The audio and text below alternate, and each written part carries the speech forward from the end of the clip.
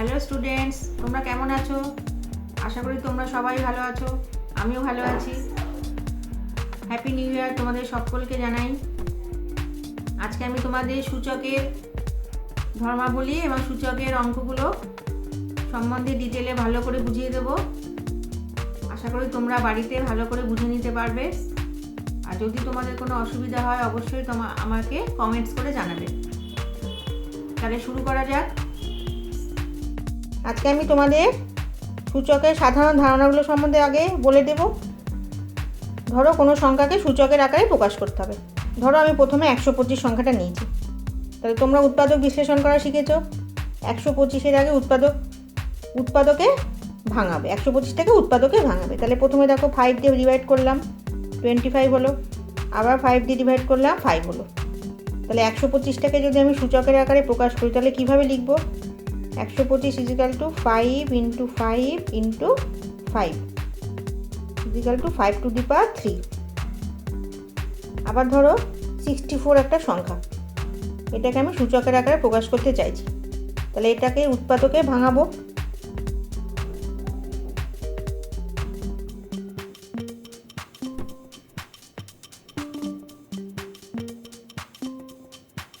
তাহলে দেখো এখানে কটা 6 পেলাম? 1 2 3 4 5। এখানে আমি 6টা 2-এর গুণফল, 64কে আমি 6টা 2-এর গুণফল হিসাবে লিখতে পারি। তাহলে আমি এভাবে কীভাবে লিখবো?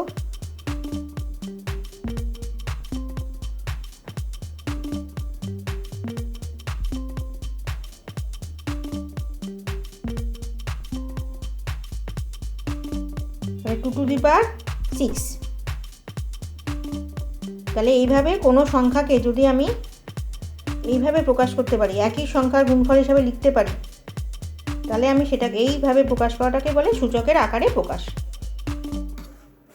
ধরো 300 একটা সংখ্যা। তাহলে আমি কি করব? 3 দিয়ে ডিভাইড করলাম, তারপর 2 দিয়ে ডিভাইড করলাম। তাহলে কী সংখ্যা, কী উৎপাদক পেলাম 300-এর? 2 3 and 5। তাহলে 300টাকে আমি কীভাবে লিখব? 2² × 3 × 5²।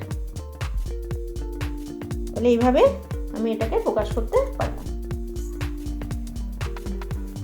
তোমরা নিশ্চয়ই বুঝতে পেরেছ। তাহলে কোনো সংখ্যাকে যদি আমি একই সংখ্যার গুণফল হিসাবে লিখতে পারি তাহলে সেটাকে সূচকের আকারে প্রকাশ করতে পারি। ধরো আমি 2কে 5 বার এভাবে লিখছি, গুণফল হিসাবে লিখলাম। কিন্তু এটাকে যদি আমি সূচকের আকারে লিখি তাহলে কি লিখবো? 2 টু দি পাওয়ার 5। নিশ্চয়ই তোমরা বুঝতে পেরেছো। এবার ধরো আমি কোনো বীজগান চলো সংখ্যা ধরছি। ধরো এক্সকে আমি 5 বার গুণ করছি। তাহলে কত পাবো? কতবার গুণ করেছি? 5 বার। তাহলে এটাকে আমি সূচকের আকারে প্রকাশ করলে কি পাবো? x to the power 5। ধরো ওয়াইকে আমি 7 বার গুণ করেছি। তাহলে আমি এটাকে কীভাবে লিখবো? y 7 টাইমস আছে, 7 বার গুণ করেছি, তাহলে y টু দি পাওয়ার 7, y-এর পাওয়ার 7। তাহলে এই যে x টু দি পাওয়ার 5 লিখলাম, এক্ষেত্রে এক্সকে বলা হয়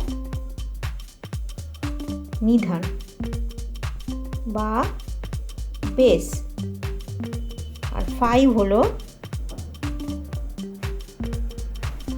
সূচক বা ঘাত। এটুকু তোমরা নিশ্চয়ই বুঝতে পেরেছো। আশা করি তোমরা এটুকু বুঝতে পেরেছো। এবার আমি সূচকের কিছু সাধারণ ধর্মগুলো নিয়ে আলোচনা করব।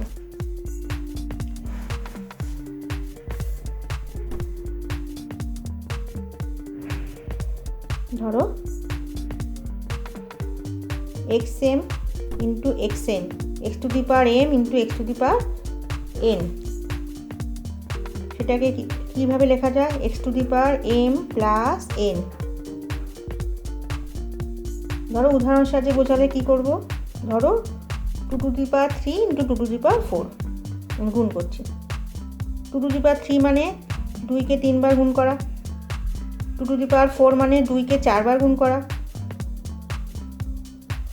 তাহলে দেখো কতবার হলো, 3 আর এখানে 4, 7 বার গুণ করা হলো। তাহলে এটাকে আমি কীভাবে লিখতে পারি? যেহেতু 7 বার আছে, এর ঘাত হবে 7। তাহলে কি দাঁড়াচ্ছে দেখো, গুণ করার সময় 3 আর 4টা যোগ হয়ে 7 হয়ে যাচ্ছে। তাহলে এই জিনিসটাকেই আমি এভাবে প্রকাশ করতে পারি। এটা হচ্ছে সাধারণ রূপ। তাহলে এগুলো হচ্ছে সূচকের প্রধান ধর্ম। একটা হচ্ছে 1 নম্বর ধর্ম। 2 নম্বর ধর্মে কী হয়, যদি আমি ভাগ করি x to the power m divided by x to the power n, এখানে m ধরো গ্রেটার দেন n, m এর মান n এর থেকে বড়, তাহলে তার রেজাল্ট কত হবে? x to the power m minus n, মানে ঘাতটা বিয়োগ হয়ে যাবে, ভাগের সময় ঘাতটা বিয়োগ হয়ে যাবে। ধরো উদাহরণের সাহায্যে বোঝো, ধরো 3 to the power 7 divided by 3 to the power 4, ঠিক আছে? 3 টু দি পাওয়ার 7 মানে 3কে 7 বার গুণ করা,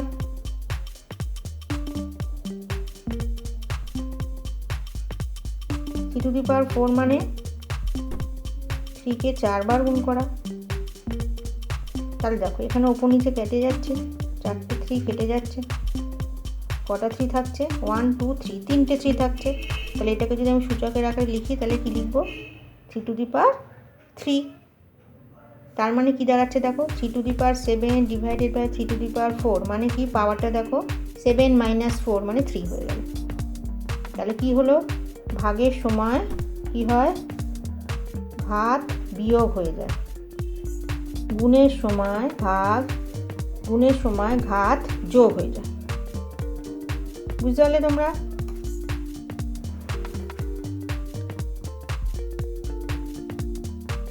এবার দেখো দুটো সংখ্যা আছে একসঙ্গে গুণফল হিসাবে রয়েছে, তাদের পাওয়ারে m আছে।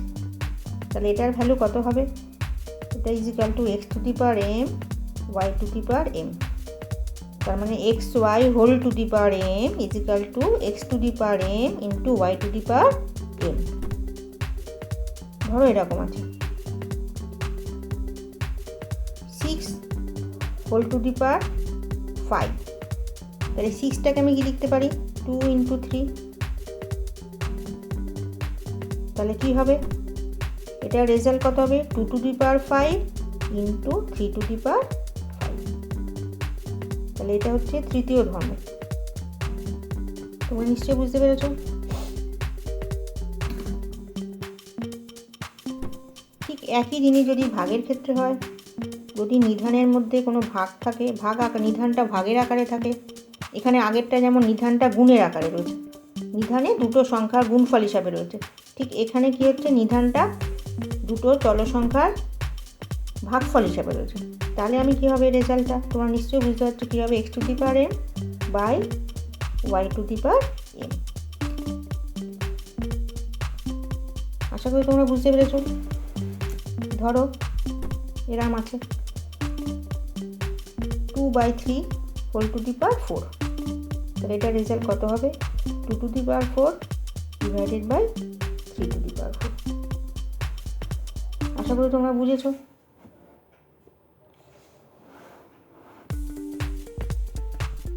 আচ্ছা 5 নম্বর পয়েন্ট, 5 নম্বর এসে চলে যাও। 5 নম্বরের ধর্মে কি বলছে, ধরো x একটি চলসংখ্যা এবং তার পাওয়ারে আছে বা তার ঘাত বা পাওয়ার হচ্ছে 0, তাহলে এটার মান কত হবে? এটার মান হবে 1। x to the power 0 value 1, যেখানে x একটি বাস্তব সংখ্যা, x একটি বাস্তব সংখ্যা, x একটি বাস্তব সংখ্যা।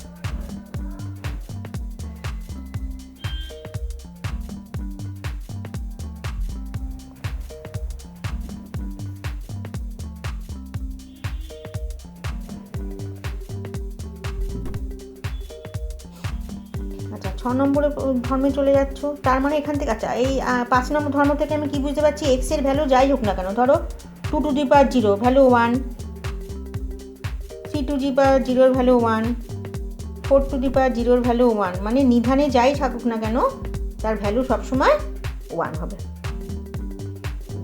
তার ভ্যালু সবসময় 1 হবে। আচ্ছা 6 নম্বরটা দেখো। 6 নম্বরের ধর্মে কি বলছে, ধরো কোনো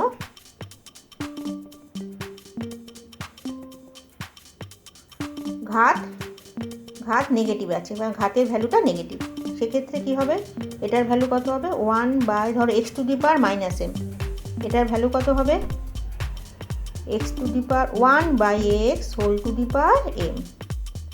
মানে এটা কী হলো, যদি ঘাতে বা সূচকে কোনো নেগেটিভ নাম্বার বা ঋণাত্মক সংখ্যা থাকে তাহলে কি হবে, এই যে বেস বা নিধানের অনন্যক নিতে হবে, মানে রিসিপ্রোক। অনন্যক মানে কি তোমরা জানো, উল্টে যাবে। কোনো ভগ্নাংশ যখন উল্টে যায়, মানে লবটা হর বা হরটা লব হয়ে যায়, সেটাকে তার অনন্যক বলে। তাহলে এক্সের নিচে কিছু নেই, মানে এক্সকে যদি আমি ভগ্নাংশের আকারে প্রকাশ করি তাহলে এক্সটা হবে লব আর হর হবে 1। তাহলে এটা উল্টে যাবে, 1x/1টা 1/x হয়ে যাবে, আর ঘাতটা বা সূচকটা পজিটিভ হয়ে যাবে। একটা উদাহরণ দিলে তোমরা বুঝতে পারবে। ধরো 2 to the power minus 3, 2 to the power minus 3। আচ্ছা এটা আমি একটা পরিষ্কার করে বুঝিয়ে দিই তোমার। 2 টু দি পাওয়ার মাইনাস 3, তাহলে সেটা কী হবে 1/2 টু দি পাওয়ার 3। নিশ্চয়ই বুঝেছো তোমরা। অঙ্ক করতে করতে তোমাকে আমি আবার বুঝিয়ে দেবো, আরও বিভিন্ন রকম উদাহরণ দিয়ে বুঝিয়ে দেবো। আচ্ছা তোমাদের আমি আর একটা ধর্ম বলিনি, এটা ভালো করে বুঝে নাও। ধরো x to the power m whole to the power n আছে, তাহলে এর রেজাল্ট কত হবে, m আর n এই দুটো ঘাত গুণ হয়ে যাবে, মানে mn হয়ে যাবে। ধরো 2 to the power 3 whole to the power 4, তাহলে এটার ভ্যালু কত হবে, 2 টু দি পাওয়ার 3 × 4 মানে 12, 5 square whole to the power 3, তাহলে এটার ভ্যালু কত হবে, 2 আর 3 গুণ করে কত হবে 5 টু দি পাওয়ার 6। নিশ্চয়ই বুঝতে পেরেছো তোমরা। আচ্ছা এবার দেখো অনুশীলনীতে যে অঙ্কগুলো আছে সেগুলো আমি তোমাদের পরপর করিয়ে দিচ্ছি, তোমরা বুঝে নাও। যদি কোনো অসুবিধা হয় আবার তোমরা ভালো করে দেখে নেবে, বারবার করে দেখবে, আর যদি কোনো বুঝতে অসুবিধা হয় আমাকে অবশ্যই কমেন্টস করে জানাবে। প্রথম অঙ্কটা দেখো কি আছে,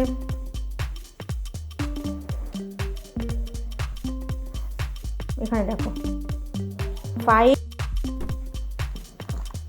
দেখো প্রথম অঙ্কটা লিখেছি, নিধানে আছে 8-এর পঞ্চম মূল পাওয়ারে 5/2 × 16 - 3/2। এখানে দেখো 8-এর পঞ্চম মূল মানে কি, পঞ্চম মূল মানে পাওয়ারে 1/5 চলে আসবে, 1/5। আচ্ছা 16টাকে আমি কি লিখতে পারি, 2 × 2 × 2 × 2 মানে 2 টু দি পাওয়ার 4, তার জন্য এটাকে 2 টু দি পাওয়ার 4 লিখলাম, -3/2। এবার দেখো আগের যে ধর্মগুলো আমি শিখেছি, দুটো ঘাত যদি পাশে থাকে কী হবে, সেগুলো গুণ হয়ে যাবে। তাহলে এখানে এই পাওয়ার দুটো গুণ হয়ে যাবে, এখানেও ঠিক তাই, এই দুটো পাওয়ার গুণ হয়ে যাবে।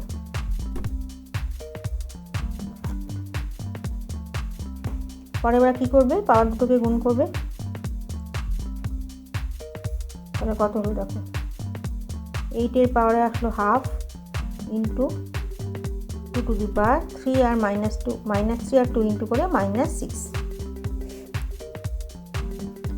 এবার দেখো 8টাকে আমি কি লিখতে পারি, 2 × 2 × 2 2 টু দি পাওয়ার 3।